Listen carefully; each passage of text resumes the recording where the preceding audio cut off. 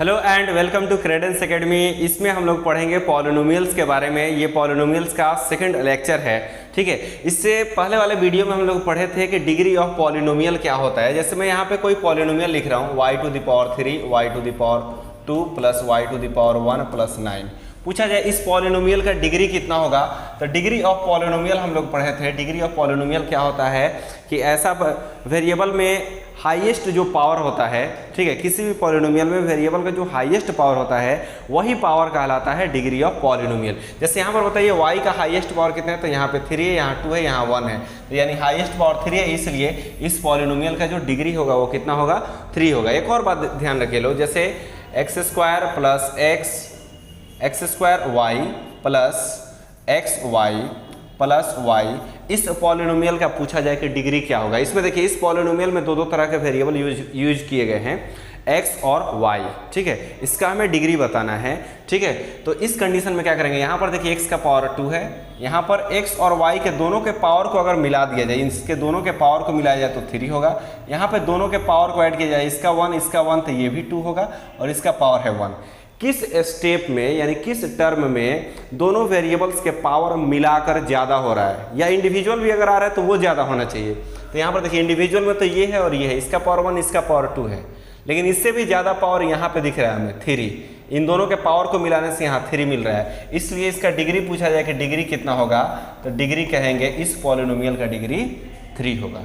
यानी कि अगर किसी पॉलिनोमियल में एक से ज़्यादा वेरिएबल्स आ रहा है, उस कंडीशन में देखना है कौन ऐसा स्टेप है जहां पर ज़्यादा पावर हो रहा है। अगर दोनों को मिलाने से भी ज़्यादा हो रहा है तो वही ज़्यादा पावर क्या कहलाएगा, डिग्री कहलाएगा, ठीक है। अगर ऐसा रहता question, suppose that x⁴ plus x² plus xy² plus y⁻3 -9, पूछा जाए इस पॉलिनोमियल का डिग्री क्या होगा, तो इंडिविजुअल में देखिए यहाँ पे 4 हो रहा है, x का पावर 4, यहाँ y का पावर 3, लेकिन इन दोनों को साथ में मिलाएंगे तो इसका पावर 1 इसका पावर 2 तो 3 हो रहा है। इन दोनों का भी पावर को मिलाया जाए तो इसका पावर 1 इसका पावर 2 तो ये भी 3, यहाँ पर भी 3, यहाँ पर भी 3, यहाँ पर भी 3 और यहाँ पर कितना हो रहा है जी, तो 4 हो रहा है। इसलिए इसका डिग्री कितना हो जाएगा, तो डिग्री ऑफ पॉलिनोमियल पूछा जाएगा तो 4 बोलेंगे, क्योंकि इंडिविजुअल जो x आया है ना जी, x का ही मैक्सिमम पावर हो जा रहा है कितना, 4, इसलिए डिग्री ऑफ पॉलिनोमियल क्या होगा, तो 4 होगा, ठीक है। अब देखिए इसके आगे हम लोग पढ़ते हैं, इसके आगे हम लोग जानेंगे terms of N algebraic expression,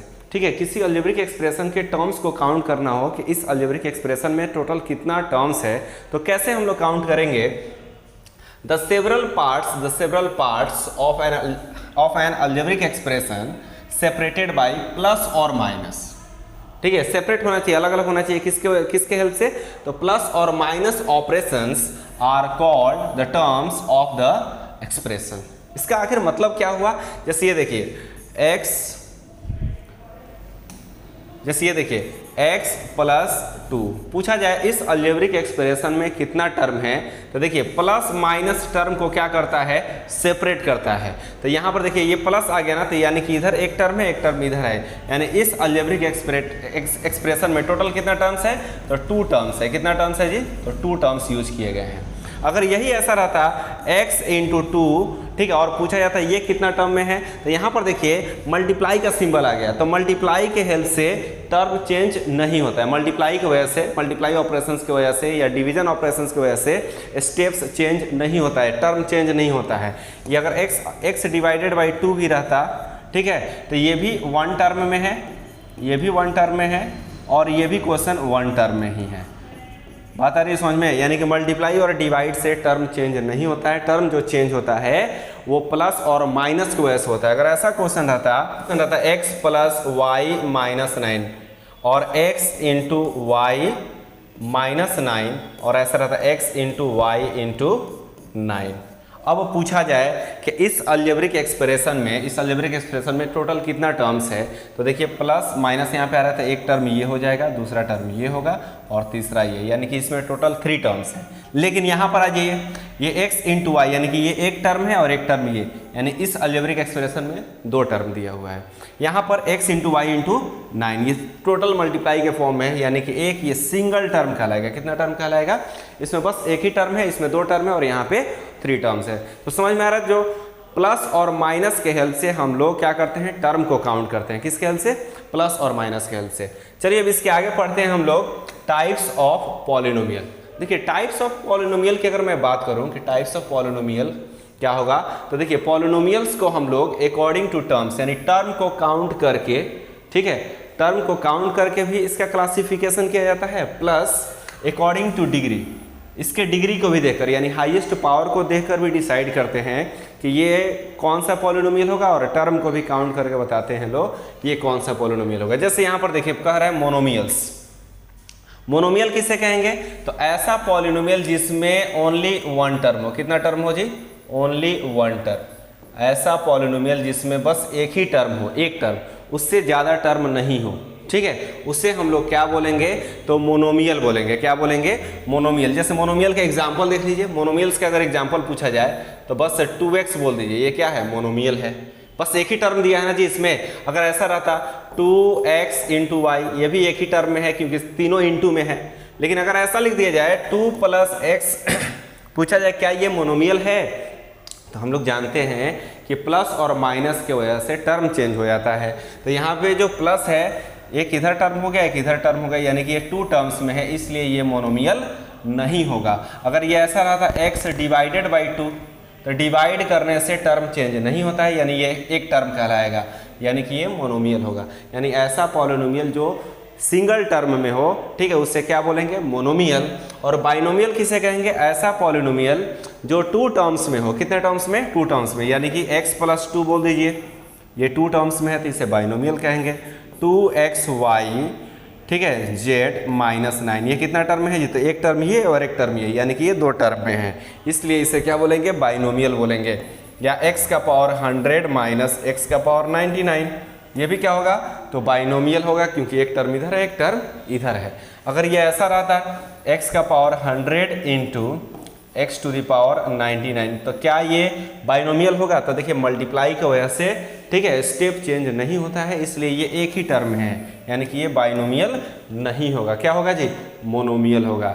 इसी के साथ साथ मोनोमियल के अलावा अगर ट्राइनोमियल की अगर मैं बात करूं, यानी कि ट्राइनोमियल किसे कहेंगे, तो ऐसा पॉलिनोमियल जो 3 टर्म्स में हो। कितना टर्म्स में हो, 3 टर्म्स में हो, उसे क्या बोलेंगे, ट्राइनोमियल बोलेंगे। जैसे x to the power 3 + x to the power 2 + x, ये 3 टर्म्स में है, यानी कि ट्राइनोमियल होगा।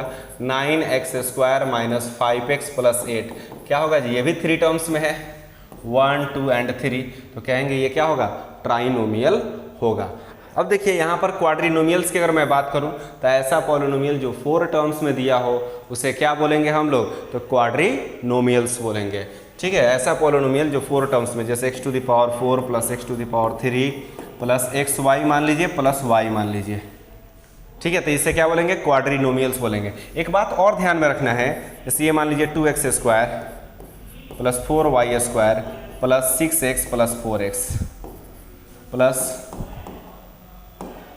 6x + 4x, क्या ये क्वाड्रिनोमियल्स है। तो एक बात ध्यान रखना है कि अगर लाइक टर्म दिख रहा हो, लाइक टर्म किसे बोलते हैं जी, लाइक टर्म बोलेंगे। मान लीजिए ऐसा टर्म दिया है जिसमें वेरिएबल और वेरिएबल का पावर सेम है, तो उस कंडीशन में एडिशन और सब्ट्रैक्शन हो जाएगा, इसलिए उस वक्त स्टेप कम भी हो सकता है। जैसे ये दोनों तो एक साथ नहीं मिल सकता है, क्योंकि यहाँ x का पावर 2, यहाँ y का पावर 4 है, तो 2x² + 4y² प्लस ये देखिए 6x और 4x, ये दोनों लाइक टर्म है, सेम वेरिएबल और वेरिएबल का पावर भी सेम है, ठीक है, इसलिए ये दोनों ऐड हो जाएगा, यानी क्या हो जाएगा, 10x हो जाएगा। यानी कि ये कौन सा है जी, पॉलिनोमियल है, तो ये ट्राइनोमियल है। ये क्या है, ट्राइनोमियल है, ट्राइनोमियल्स है।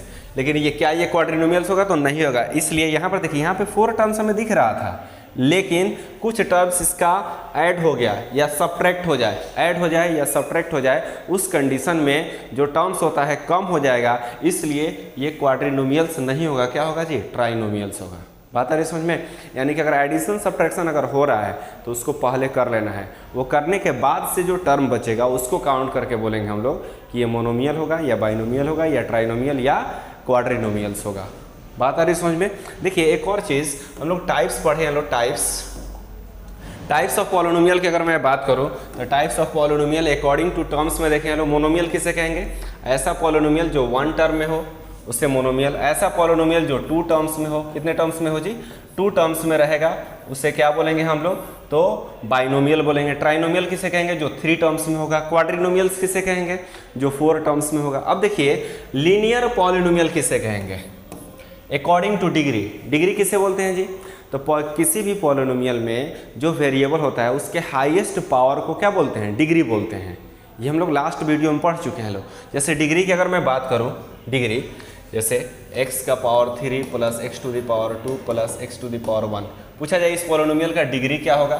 तो कहेंगे इसका डिग्री होगा हाईएस्ट पावर हमें कितना दिख रहा है जिसमें? यहाँ पे x का पावर 1 2 और यहाँ पे 3, तो कहेंगे 3 इसका डिग्री होगा इस पॉलिनोमियल का। अब देखिए लीनियर पॉलिनोमियल किसे कहेंगे? लीनियर पॉलिनोमियल तो ऐसा पॉलिनोमियल जिसका डिग्री क्या हो? 1 हो, यानी कि वेरिएबल का हाईएस्ट पावर अगर 1 हो उसे क्या बोलेंगे? इसमें क्या होता है जी? डिग्री 1 होता है। डिग्री 1 होगा। इसका डिग्री क्या होगा? इसका डिग्री होगा 2, डिग्री 2 होगा। इसका डिग्री कितना होगा? इसका डिग्री होगा 3। इसका डिग्री कितना होगा? Degree is 4। ऐसा पॉलिनोमियल जो 1 डिग्री का हो, कितना डिग्री का हो? 1 डिग्री का हो, उसे क्या बोलेंगे? Linear polynomial. क्वाड्रेटिक पॉलिनोमियल किसे कहेंगे? ऐसा पॉलिनोमियल जो 2 डिग्री का हो उसे क्वाड्रेटिक पॉलिनोमियल बोलेंगे। और ऐसा पॉलिनोमियल जो 3 डिग्री का हो उसे क्यूबिक पॉलिनोमियल। और ऐसा पॉलिनोमियल जो 4 डिग्री का हो उसे क्या बोलेंगे? बाई क्वाड्रेटिक पॉलिनोमियल कहेंगे। बात आ रही है समझ में? इसके अलावा एक और चीज़ जान लीजिए लोग। इसके अलावा कांस्टेंट पॉलिनोमियल क्या पढ़ना है जी? कांस्टेंट पॉलिनोमियल क्या होता है? Constant polynomials most important. ठीक है, ऐसा पॉलिनोमियल जिसमें बस एक ही टर्म हो। कितना टर्म हो? बस एक ही टर्म हो और वो केवल कांस्टेंट हो, उसमें वेरिएबल्स नहीं हो, उसे हम लोग क्या बोलेंगे? Constant polynomial. जैसे मान लीजिए कहीं लिख दिया जा रहा है 6, इसके साथ कोई वेरिएबल हमें नहीं दिख रहा है, बस एक ही टर्म है, तो कहेंगे ये कांस्टेंट पॉलिनोमियल है। क्या है जी? ये कांस्टेंट पॉलिनोमियल। अब ये पूछा जाए कि इस कांस्टेंट पॉलिनोमियल का डिग्री कितना होगा? कांस्टेंट पॉलिनोमियल का डिग्री कितना होता है? तो डिग्री किसे कहते हैं? तब highest power of variable in given polynomial is called degree of polynomial. तो अब यहाँ पे बताइए कोई वेरिएबल ही नहीं दिख रहा है तो इसका डिग्री कहाँ से हम बोले? तो देखिए इसमें अगर कुछ नहीं है तो x का पावर हम लोग क्या बोल सकते हैं? 0। x का पावर 0 का वैल्यू, किसी भी वेरिएबल का पावर अगर 0 होता है तो उसका वैल्यू कितना हो जाता है? 1 हो जाता है। यानी ये वैल्यू 1 अगर इसमें मल्टीप्लाई करेगा तो फिर 6 मिलेगा। यानी कि कांस्टेंट पॉलिनोमियल का जो डिग्री होता है वो कितना होता है? 0 होता है। अगर केवल 7 लिख दिया गया 7 तो कहेंगे ये एक कांस्टेंट पॉलिनोमियल है। और कांस्टेंट पॉलिनोमियल का जो डिग्री होता है वो कितना होता है जी? 0। ऑब्जेक्टिव क्वेश्चन में बहुत बार आया है कि कांस्टेंट पॉलिनोमियल का डिग्री कितना होता है? तो कहेंगे 0 होता है। इसके अलावा एक और चीज़ जानना है आप लोगों को कि जीरो पॉलिनोमियल क्या होगा? क्या पढ़ना है जी? Zero polynomials. Zero polynomial. एक और बात इसमें भी ध्यान रखना है, कांस्टेंट पॉलिनोमियल। देखिए कांस्टेंट कहने के लिए तो जीरो भी एक कांस्टेंट है। क्या है जी? जीरो भी एक कांस्टेंट है, लेकिन कांस्टेंट पॉलिनोमियल होने के लिए जीरो नहीं आना चाहिए, नॉन जीरो नंबर होना चाहिए। क्या होना चाहिए? Non zero number. Non zero को मैंने 6 7 8 9 10 हो जाए, लेकिन जीरो नहीं आना चाहिए। अगर जीरो है तो यहाँ पे हम नहीं बोल सकते हैं कि इसका डिग्री कितना होगा।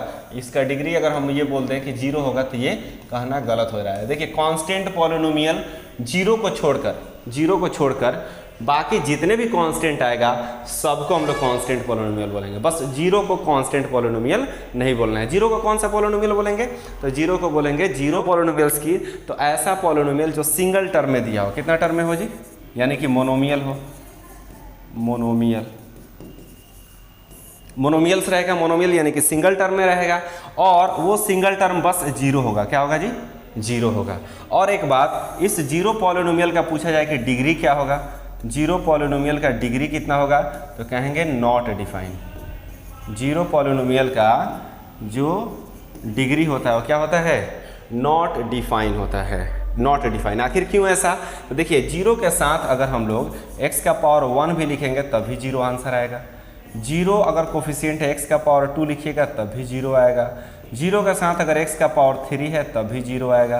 तो ये भी जीरो पॉलिनोमियल। लेकिन अगर मैं डिग्री यहाँ पे चेक करूँ तो यहाँ पे x का पावर 1, यहाँ पे डिग्री तो 1 हो जा रहा है।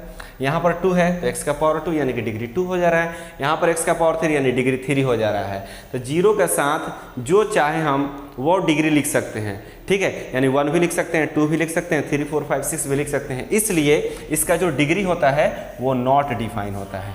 क्या होता है? नॉट डिफाइन होता है। बात आ रही समझ में। कांस्टेंट पॉलिनोमियल का डिग्री 0 होता है, जबकि जीरो पॉलिनोमियल का जो डिग्री होता है वो नॉट डिफाइन होता है। इस वीडियो में इतना ही। टाइप्स वगैरह हम लोग पढ़ लिए ना, इसके आगे हम लोग अगले वीडियो में पढ़ेंगे।